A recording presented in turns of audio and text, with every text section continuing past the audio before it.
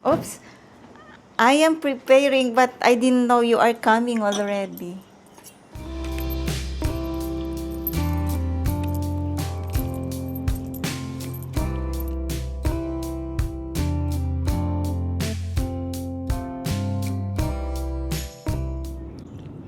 Good morning, everyone. Another rainy day, guys.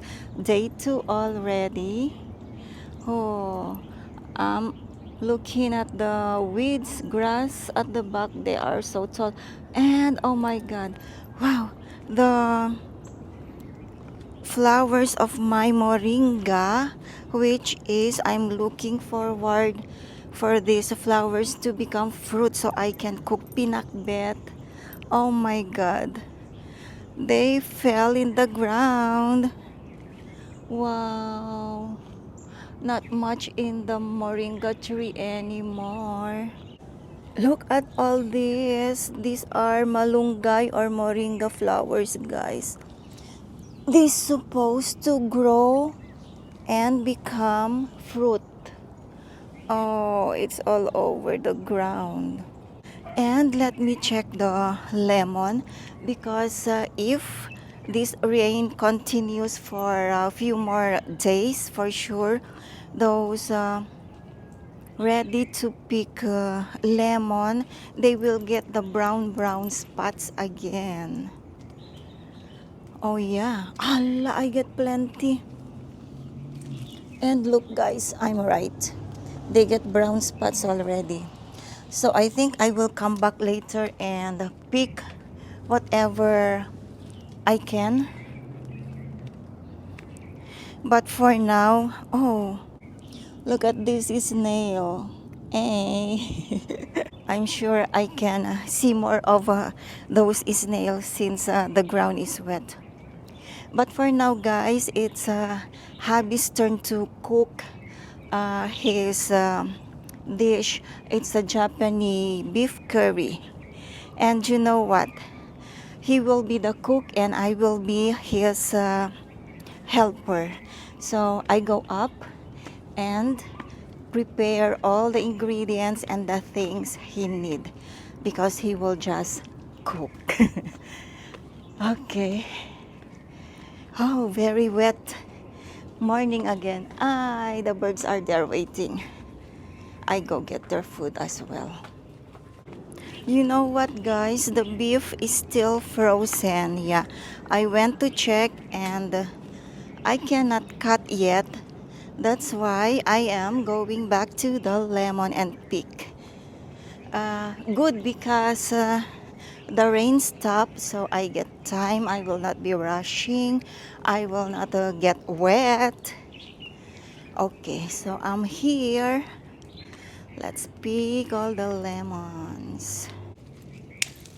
First pick. Oh my god, look. It's not good anymore, guys. I. Oh, this one is big. So that's one, two. Oops. Then this one, three. Oh my god, this one not good anymore. I'll just get this. Oops. Then this one.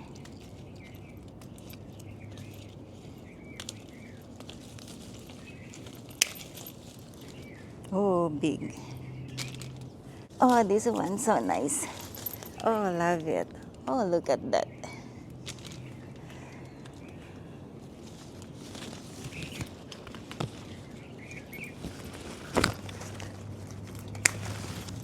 And I just learned, guys, that lemon, you can slice this one and then rub it gently into your face, then wash with water. They say it will kill bacteria in your face.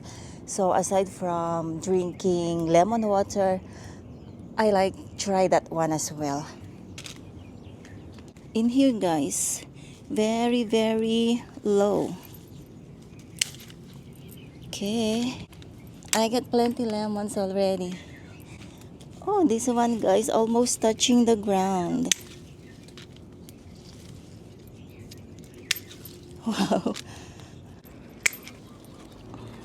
One more in there.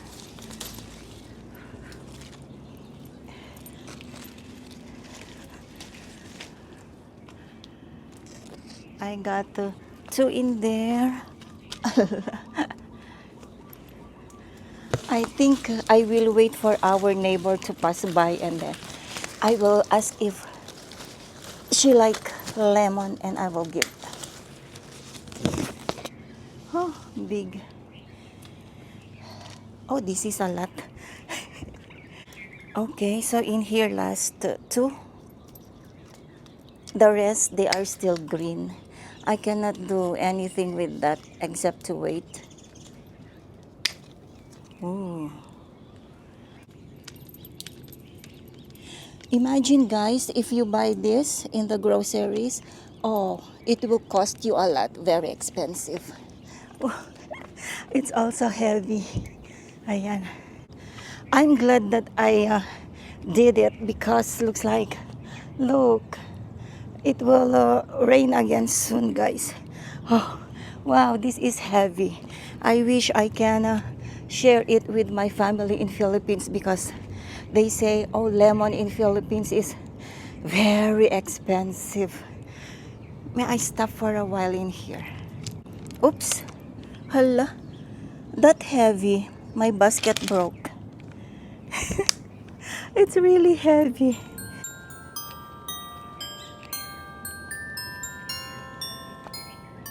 There you go. Rain is coming again.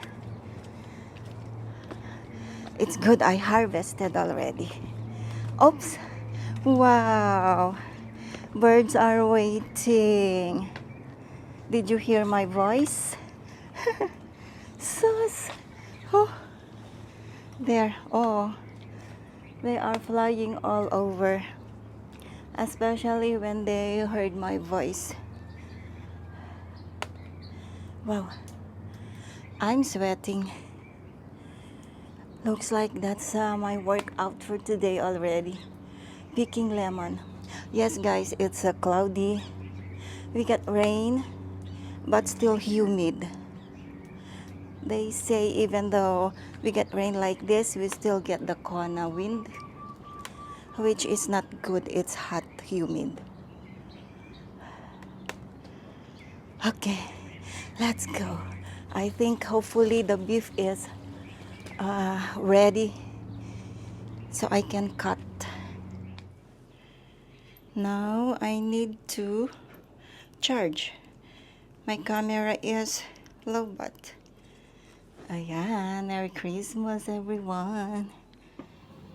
And now time to hydrate. Let's drink lemon water. Ayan, so I get use of the lemon that I picked earlier.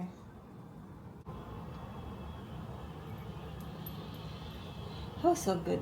So this is the moment. We need to try already the dessert that I made yesterday.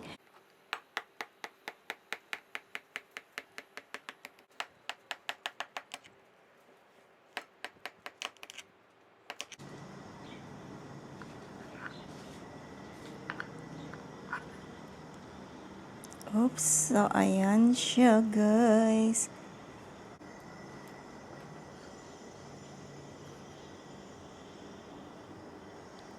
Oops, oh look at this.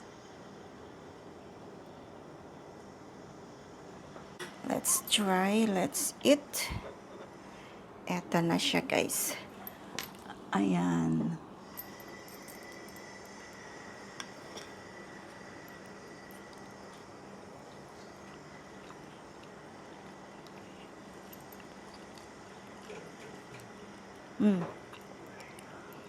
Good. I don't know. For me, good. Look at the, I want to show the marshmallow. Oops.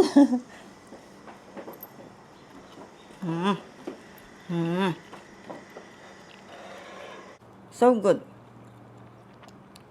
Not too sweet. And then after that, the marshmallow will give the last sweet taste. It's crunchy. The almonds, I put almonds. And then there is also crumble in it. Oh, oh, wow. Good.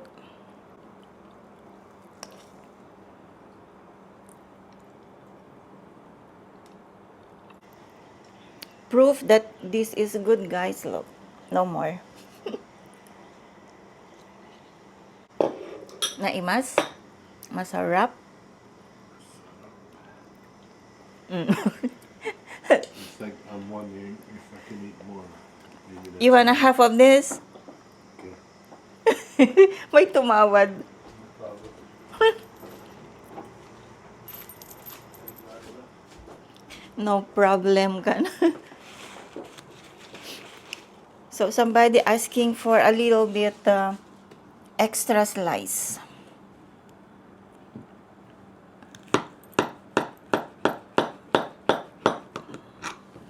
Yuhu.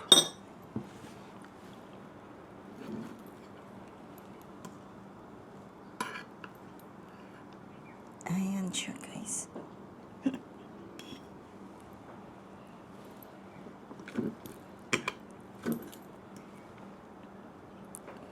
Okay. Wow. Look, we ate one line in here already.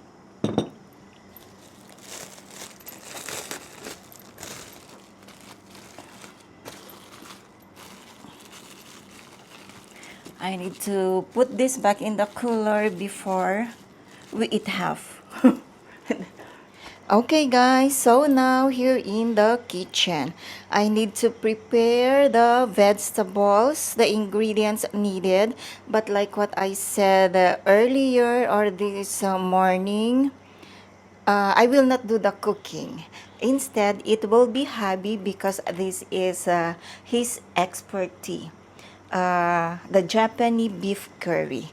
Yes, guys, hubby is Japanese, born here in Hawaii, raised and grew old in here. Shh. He might hear me. So right now I am slicing or chopping celery. First time I get a big carrot like this. It's so big. And he also told me that he wanted a lot of carrot. That's why, okay, I will give you the big one. So, remove the skin first. Oops, this is a voiceover now, guys, since I had an audio problem. I didn't notice this one until it's time for me to edit. And so I'm done cutting the carrot. Okay, and then next, I will show you guys. This is the curry, Japanese style curry mix that we are using. So it is in a box. Well, we will show how it looks inside when we add into the beef later. And then next, I have here a very, very big potato. So in Philippines, we call this patatas. So I will peel the skin. Alisin lamang po natin ang balat and then cut in a medium-sized cube. So hubby told me that the size of the carrot should be the same with the potato because he will be adding at the same time. Okay, so I'm done. So, hubby started boiling the beef. Let's take a look. Oh, ayan siya, guys. Boiling. So, this will take maybe 30 minutes or until it become tender, of course. I am taking over, guys, because I wanna learn how to do this. So, hubby said first I will add the celery.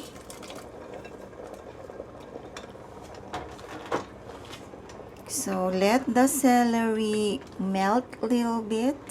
That's why I put it first. Ah? Oh, 3 minutes.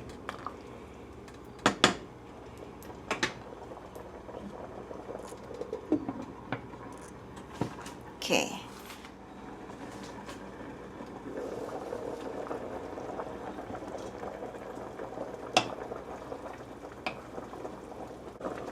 And this is the first time that we are adding celery into our curry.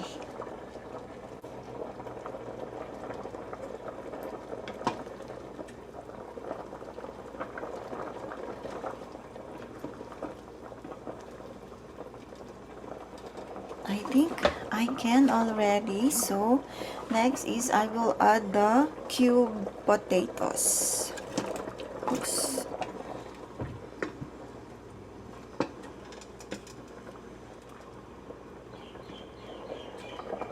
Okay, then I will add the carrot.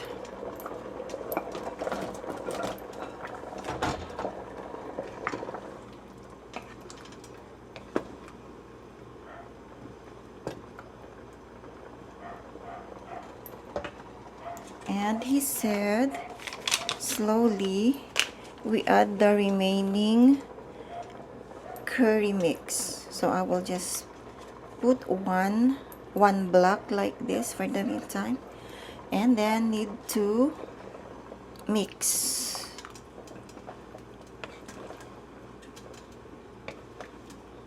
That will melt and then it will become more tastier and the sauce or gravy will become more thicker.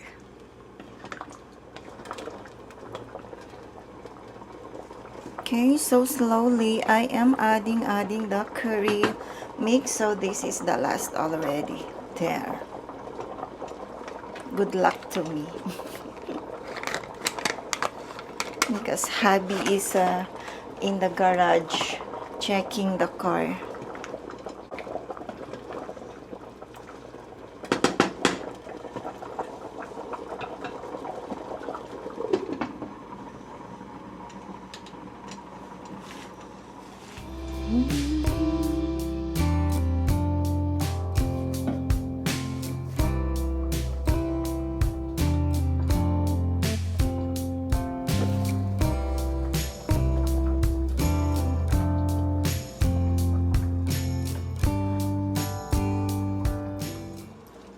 Okay, so eto na siya. Okay na. Look guys, ooh.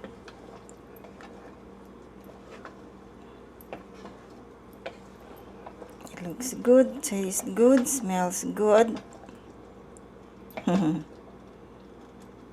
So there's the beef.